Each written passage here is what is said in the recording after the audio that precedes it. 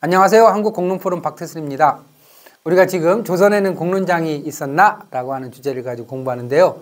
오늘은 조선의 공론 정치에 대해서 공부하겠습니다. 지난 시간에 우리가 공론 정치에 대해서는 좀 공부를 했는데 정작 조선의 공론이 뭔지에 대해서는 공부를 안 했어요. 공론에 대해서 좀 공부를 해봅시다. 자, 유교에 있어서 공론이라고 하는 말은 무슨 뜻일까요? 사실 조선왕조실록을 찾아보면요, 1000번 이상 공론이라는 말이 나오더라고요. 그러면서 이제 공론이란 하늘의 원기이며 백성의 뜻이 옵니다, 뭐 이런 얘기도 나오고 굉장히 많이 나와요. 그런데 조선에서 왜 공론이라는 것을 굉장히 중요시 여겼을까요? 첫 번째는 정치적 정당성 때문에 그렇습니다. 조선을 건국하게 된 명분이 뭐였었냐면 고려가 왕과 무신에 의한 사사로운 정치를 했다고 본 거예요. 새로 만들 나라는 공심에 기반한 나라를 만든다라고 하는 것이 건국의 굉장히 중요한 명분이자 정당성이었었거든요. 그래서 사사로운 이익이 아니라 공공성, 공적인 것에 의해서 정치를 한다라고 하는 정치적 정당성이 가장 중요했다고 볼 수 있습니다. 즉 유교에 있어서 공론이라고 하는 것은 하늘의 명령, 천명과 백성의 마음에 기반해서 형성되는 것이 공론이다, 이렇게 본 겁니다. 이 공론이라고 하는 것은 즉 하늘의 뜻과 백성의 뜻이 즉 공론이다라고 하는 관점에 기반해서 형성된 논리이다, 이렇게 이해를 하시면 됩니다. 이 하늘과 백성과 이 공론의 관계에 대해서 잘 정리한 대표적인 유학자가 신유학파인 주희이고, 그리고 유교의 성리학은 이 주희의 성리학에 주자학에 기반하고 있잖아요. 주희는 공론에 대해서 이렇게 얘기했습니다. 공개적이고 비판적인 논의를 통해 형성되는 다수의 공정한 의논, 또 결과로서의 공이 부각된 것이며 후자는 절차로서의 논이다. 자, 보세요. 이 결과로서의 결과가 공의로워야 된다라고 하는 거죠. 그런데 결과가 공의로워지기 위해서는 절차에 있어서 론이 형성이 돼야 된다라고 하는 거예요. 그래서 이 공과 론은 공을 달성하기 위해서 논의가 필요하다, 또는 논의를 통해서 공을 달성한다라고 하는 의미가 되는 것이고요. 여기서 말하는 공이라고 하는 것은 하늘의 명과 백성의 마음에 와닿는 내용을 공이라고 하는 겁니다. 이해 가시죠? 자, 공론과 공론 정치에 대해서 좀 정리를 다시 한번 해보겠습니다. 공론이란 아까 이제 정치적으로는 살인의 의견을 공론이라고 했는데 그건 이제 정치적인 의미이고, 실제 철학적인 의미랄까, 이런 것은 공론이란 다수의 공정한 의견을 공론이라고 생각했습니다. 그리고 공론 정치란 여러 정치 주체들 간의 논의와 토의를 통해서 형성된 내용, 심의 정치를 공론 정치다, 이렇게 얘기를 했고요. 그 다음에 조선의 공론 정치는 건국 초기부터 형성이 되기 시작해서 조선의 운명과 함께 하게 되죠. 물론 그것이 보다 더 그 주체가 삼사와 왕을 중심으로 했느냐, 또 선비까지 포함하고 있느냐, 또 19세기 말에 민의 의견도 일부분 반영했느냐, 이렇게 공론에 포함되는 범위는 바뀌고 그 중요한 내용에 있어서도 질적인 변화가 일어나긴 했지만 조선은 처음부터 끝까지 이 공론 정치를 버린 적은 없습니다. 이게 이제 국사학계하고 사회학계에서 보는 관점에 약간의 차이가 있는데 서로 보완적인 것 같아요. 국사학계에서는 공론을 살인의 여론으로 보는 반면에 사회학계나 철학계에서는 다수의 공정한 의견, 또 공론 정치를 국사학계는 살인의 여론을 중시하고 정책으로 반영되는 정치, 우리가 지난 시간에 배웠죠.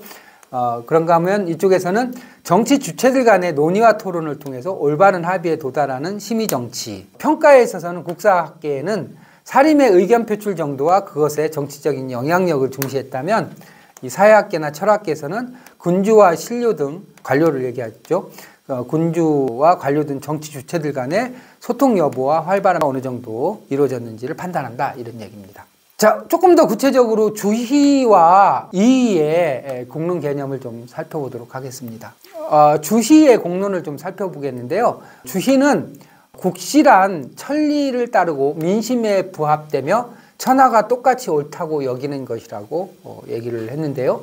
여기서 이제 천리에 따르고 천리죠. 그 다음에 인심에 부합하고 그 다음에 천하가 똑같이 옳다고 여기는 것, 이 부분이 바로 공론이다 이렇게 본 겁니다. 그래서 국시라고 하는 것은 천리와 인심과 공론에 따라서 형성되는 것이 국시입니다.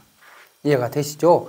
국시의 특징은 이견이 없는 상태, 천하가 모두 똑같은 의견인 상태를 강조하는 것입니다. 그리고 그것이 가능한 이유는 천리에 따르고 인심에 부합하기 때문에 이견이 있을 수 없다라고 본 것이죠. 이의 공론은 이 주의의 공론에 기반하고 있죠. 자, 이의 공론을 살펴보면 인심이 똑같이 옳다고 하는 것을 공론이라 하면 똑같죠. 공론의 소재를 국시라고 합니다. 그러니까 공론을 통해서 국시가 정해진다. 국시라고 하는 것은 쉽게 말하면 국가 정책, 국가 경영의 원칙, 원리로 이해를 하시면 됩니다. 공론을 통해서 국시가 정해진다 이렇게 보는 거죠. 국시란 한 나라에 사람이 의논하지 않고도 똑같이 옳다 하는 것이니 이익으로 유혹하는 것도 위험으로 무섭게 하는 것도 아니며 삼척종자도 그 옳은 것을 아는 것이 국시입니다. 여기 보면 유하게 인의 개념도 들어가 있는 것 같고요. 그렇죠? 그 다음에 공심이라고 하는 것도 들어가 있는 것 같고 유학자다운 얘기죠. 국시와 공론은 뭐 같은 말로 쓰기도 하고 조금 다르게 쓰기도 하는데요. 이 공론을 통해서 국시가 정해지고요.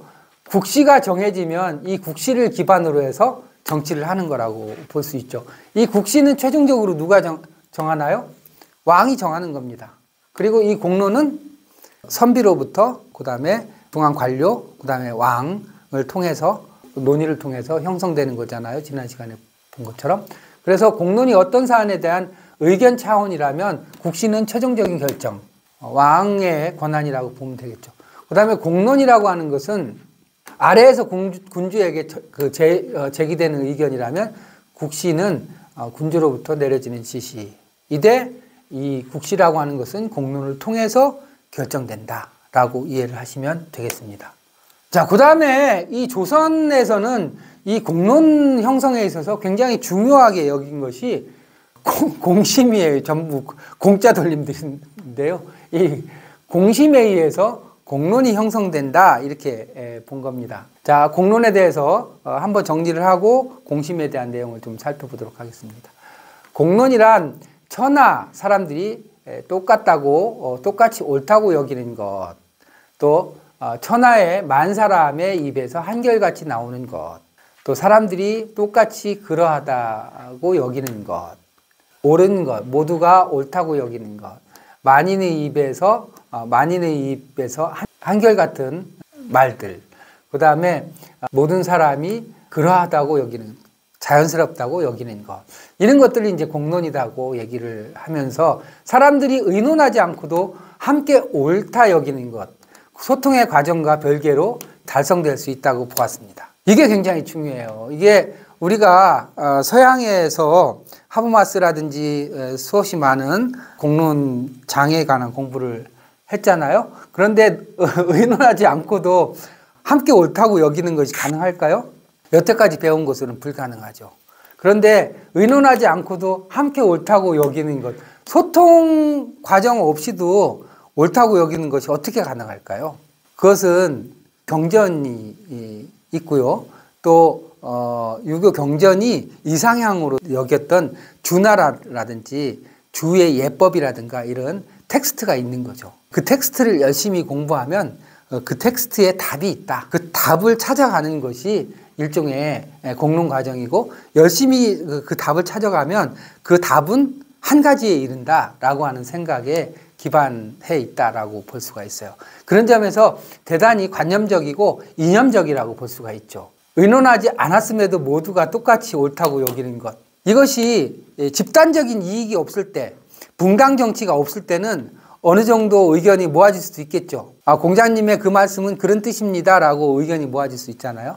그런데 붕당이 형성이 되고 붕당 간의 갈등이 심화되는 경우에는 그 의견의 차이는 좁혀지지 않고 오히려 그 의견의 차이가 오히려 확대되고 정치적으로 활용될 수 있는 가능성이 커지죠. 그래서 이게 서양에서 말하는 공론과 조선에서의 공론의 가장 큰 차이점은 그 서양에서는 공론을 형성하는 그 과정과 방법에 대해서 굉장히 주의를 기울였다면, 그러니까 의사소통 행위 이론 같은 것도 그 공론을 형성하기 위한 일종의 그 과정이자 방법론이잖아요. 그런데 조선에서의 공론이라고 하는 것은 그런 절차보다는 천리와 민심을 읽는 그 마음을 굉장히 중요시 여겼어요. 그 마음을 공심이라고 합니다. 그래서 너무나 옳은 의견이라서 모두가 동의할 수 있는 내용들, 공의 상태가 되면 자연스럽게 똑같은 견해, 사심을 가지게 되면 제각기 다른 견해를 갖는다고 했어요. 그래서 이 공심을 유지하는 것이 대단히 중요하다고 여겼습니다. 일치된 상태는 주체들 간의 논의, 토론과 같은 외부적 작용을 거쳐 내려지는 결론이 아니라 마음이라는 각 주체의 내부적 상태에 의해서 만들어진다, 이렇게 보였습니다. 이게 현실에도 가능한 얘기인가요? 그런데 유교의 나라에서는 이게 가능했었나 봐요. 유교의 나라, 또 유교 경전에 기반하고 또 성리학에 기반해서 나라 전체가 운영되는 상황에서는 이런 공심에 의해서 공론이 형성된다라고 하는 것이 가능했던 모양입니다. 그래서 이게 공론의 도덕적 정당성은 수의 많고 적음이나 소통 행위와 직접적으로 관련이 없어요. 그러니까 조선에 있어서의 공론이라고 하는 것은 물론 서로 소통도 하죠. 논쟁도 하잖아요. 그런데 서로를 이해한다든지 상호 침투한다든지 또 합의를 형성한다든지 그런 소통이 아니에요. 논쟁은 하죠. 무엇이 옳은지, 시비를 가르기 위해서 무엇이 원전에 가까운지, 무엇이 고래의 예법에 가까운지에 대한 쟁론은 하죠. 그렇지만 의사소통 행위 이론에서 얘기하는 그런 상호 이해와 의지를 형성한다는 의미에서 보면 의사소통이라고 하는 것은 존재하지 않았다라고 얘기할 수 있습니다. 본질적 요소는 각 주체들의 도덕적 상태, 사람들 각각이 공할 때 저절로 일치된다라고 보았습니다. 그러니까 공론이 형성되는 것을 공심, 인간의 내부에서 찾았던 것이죠. 사람들 간의 관계에서 찾았던 것이 아니라, 우리가 상호주관성 이런 얘기 했었잖아요, 하버마스. 그렇게 사람들과의 관계에서, 의사소통 과정에서 공론을 찾는 것이 아니라 공심을 통해서 공론이 형성되는 것으로 이해했다라고 하는 것입니다. 그래서 하늘의 이치가 공한 것이고 사람의 욕구는 사한 것이다 라고 이해함으로써 욕심을 버리고 천리에 따르는 것이 공한 것이다. 주희나 이희 같은 경우에는 이 수양을 굉장히 중요시 여겼어요. 그래서 인욕을 억제하고 천리를 회복하려고 노력을 했다, 이렇게 볼 수 있습니다. 그래서 이 성리학에서 이 공한 마음이라고 하는 것, 공심이라고 하는 것은 개인의 욕심과 사익을 버리고 공동체 입장에서 생각하고 판단하는 것을 공심이다라고 얘기했고, 그 공심에 기반해서 논의하고 판단을 내릴 때 공론이 형성된다, 이렇게 본 겁니다. 그래서 공심을 통해서 공론이 형성되고 공론을 통해서 국시가 형성되는 것이죠. 어떠세요? 다음 시간에 배우겠지만 우리가 얘기하는 근대 공론장, 하버마스의 공론장은 뭐에 기반해 있나요? 사익에 기반해 있잖아요. 사익을 갖고 있는 자발적인 공중리 논의를 하면서 거기서 공적인 과제를 발견하는 것이죠. 그런 사인들이 모여서 공적인 과제를 발견하는 그곳을 우리가 하버마스가 얘기하는 공론장이잖아요.